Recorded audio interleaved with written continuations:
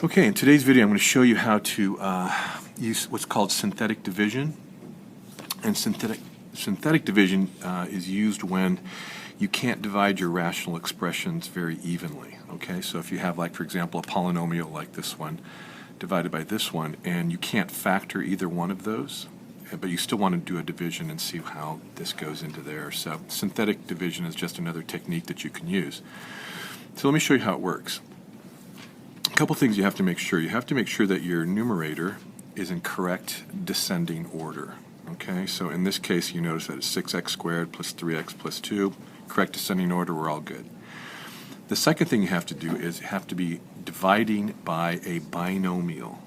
Okay, so let's put both of those here on the side. Correct descending order. Make sure I put this off the side there. Correct descending order. And you have to be dividing by a binomial.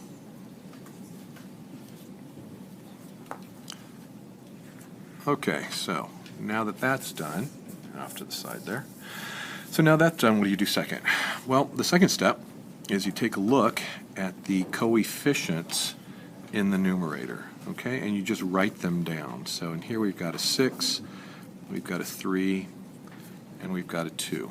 Now I usually like to use this little upside down division bar, and I'll show you what we're going to do with that here in a second.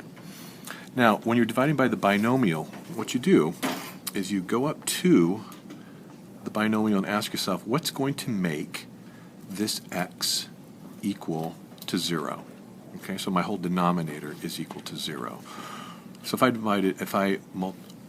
I inserted 1 into here, it'd be 1 minus 1, I would get 0. So 1 is the number that you'll put on the outside here, okay?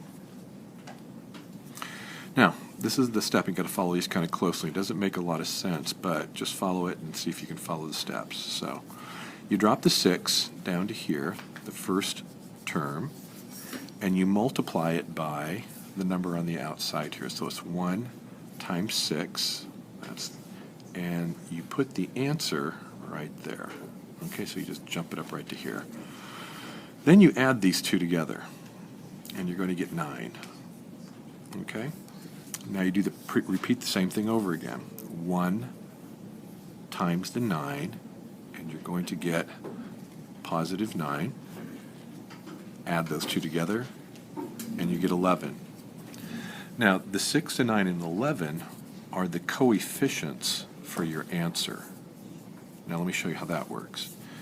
So we call this step 3. Whatever the highest degree was in your numerator, you start 1 less here.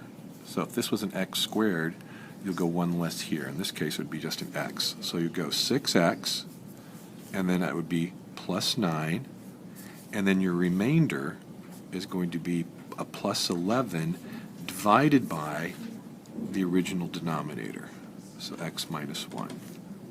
Okay? So what does this give you? This little remainder here tells you that x minus 1 goes into here, but not very evenly. There's going to be a remainder of 11 over x minus 1. Now how would you be able to check this? Well, it's pretty easy, actually. The check would be this. You would say x minus 1 times 6x plus 9 plus 11 over x minus 1. If you multiplied those, you should be able to get your original answer. Okay? So, again, real quickly, remember that you have to have correct descending order in both your numerator and denominator. Make sure that you're only dividing by a binomial. It doesn't work for anything else. Look at the coefficients.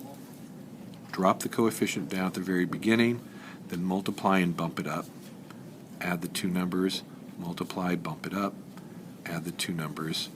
Then these numbers are the coefficients for your answer.